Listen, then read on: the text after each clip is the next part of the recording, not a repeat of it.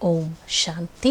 சிவ பகவானுடைய மகா வாக்கியம், தேதி 3/5/2024. मीठे बच्चे इस दुख दाम को जीते जी तलाक दो क्योंकि तुम्हें सुखदाम जाना है. இனிமையான குழந்தைகளே, இந்த துக்க தாமத்திற்கு வாழ்ந்து கொண்டே விவாகரத்து கொடுத்து விடுங்கள். ஏனென்றால் நீங்கள் சுகதாமம் செல்ல வேண்டும்.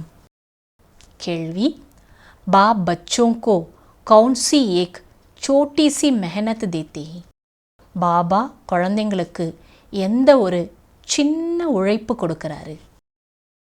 பதில், बाबा कहते बच्चे काम महाशत्रु है, इस पर विजय प्राप्त करो.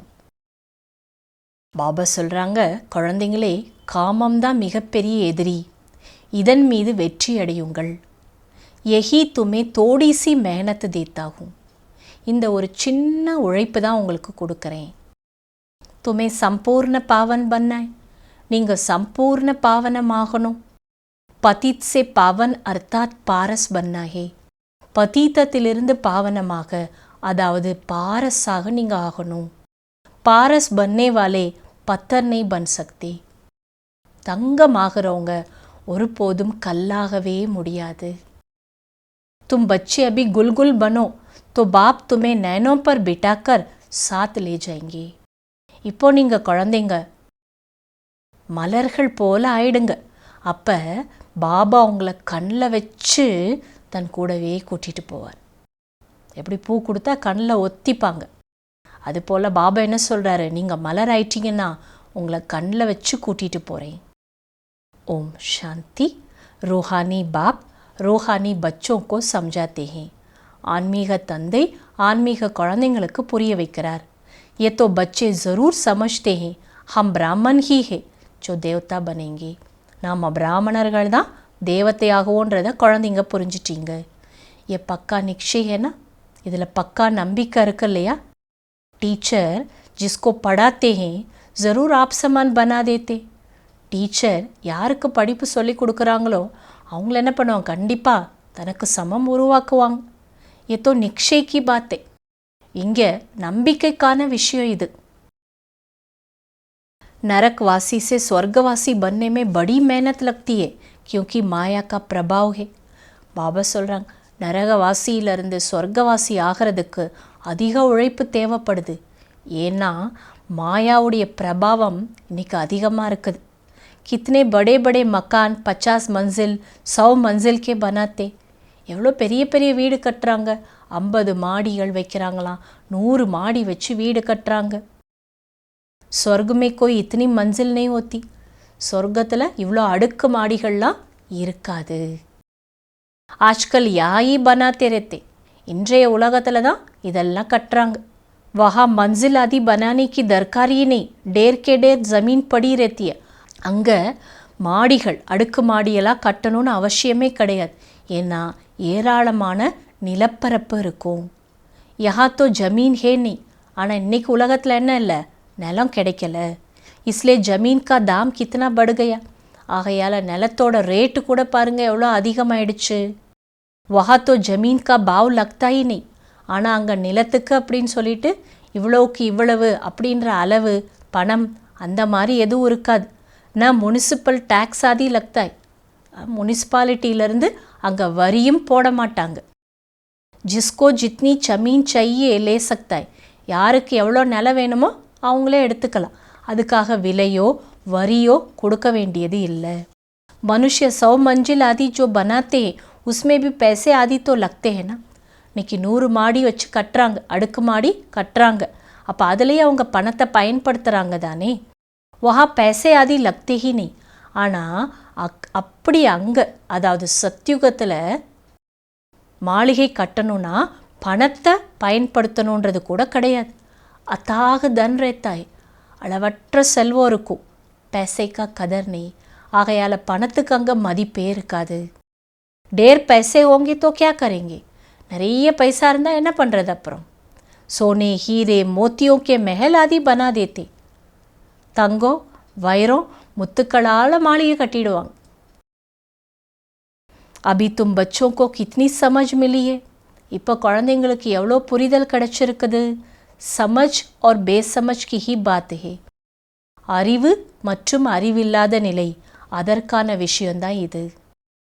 சத்தோ புத்தி और தமோ புத்தி, அதாவது சத்தோ புத்தி மற்றும் तमो बुद्धि. क्रिश्चियन लोग कहते हैं क्राइस्ट से 3000 वर्ष पहले पैराडाइस था. கிறிஸ்துவர்கள் சொல்கிறாங்களாம், கிறிஸ்து வரதுக்கு முன்னாடி 3000 ஆண்டுகள் சொர்க்கம் இருந்தது. वो फिर भी पिछाड़ी को आए हैं ना तो उनकी ताकत है. அப்போ அவங்களாம் கடைசியில் தானே வந்திருக்காங்க, ஆகையால் அவங்கள்ட்ட வலிமை இருக்குது. उनसे ही सब सीखते जाते हैं क्योंकि उनकी फ्रेश बुद्धि है. இன்றைக்கி அவங்கக்கிட்ட இருந்து தான் எல்லாரும் நிறைய விஷயத்தை கற்றுக்கிறாங்களாம். ஏன்னா அவங்க லேட்டாக வர்றனால அவங்க புத்தி ஃப்ரெஷ் புத்தியாக இருக்குது. ये भी तुम जानते हो सतयुग में महल आदि बनाने में कोई टाइम नहीं लगेगा. இது கூட குழந்தைங்க உங்களுக்கு தெரியும், சத்தியுகத்தில் மாளிகைகள் கட்டுறதுக்கெல்லாம் ரொம்ப டைம் எடுக்காது. एक ही बुद्धि में आया फिर वृद्धि होती जाती है. ஒருத்தரோட புத்தியில் ஒரு விஷயம் வருதுன்னா அது அப்படியே என்ன ஆகிடும், அடுத்தடுத்து அது பரவி அதிகரிச்சிடும். एक बनाकर फिर ढेर बनाते जाते हैं. ஒன்றை உருவாக்குறாங்க, அதை வச்சு நிறைய உருவாக்கிடுறாங்க. புத்திமே आ जाता है ना, ஏன்னா புத்திக்கு அந்த விஷயம் வந்துடுது இல்லையா. சயின்ஸ் वालों की बुद्धि तुम्हारे पास ऊंची हो जाती है. பாபா சொல்கிறாங்க, அறிவியல் வல்லுநர்கள் இருக்காங்க, அவங்களோட புத்தியெல்லாம் அங்கே அந்த உலகத்தில் நம்மக்கிட்ட உயர்ந்ததாக இருக்கும். ஜெட் மெஹல் பனாத்தே ரே, உடனடியாக என்ன பண்ணிடுவாங்க, மாளிகை கட்டிடுவாங்க. யஹா மக்கான் வ மந்திர் பனானே மே 12 மாஸ் லக் ஜாத்தே ஹே. ஆனால் இந்த உலகத்தில் பாருங்கள், ஒரு வீடு கட்டணும் இல்லை ஒரு கோயில் கட்டணும்னா கூட 12 மாதம் ஆயிடுது. வஹா தோ இன்ஜினியர் ஆதி சப் ஹோஷியார் ஹோத்தே. அங்கே இன்ஜினியர்லாம் எப்படி இருப்பாங்க, புத்திசாலியாக இருப்பாங்க.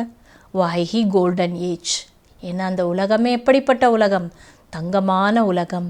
பத்தராதி தோ ஹோங்கே ஹி நெய், அங்கே கற்களே இருக்காது.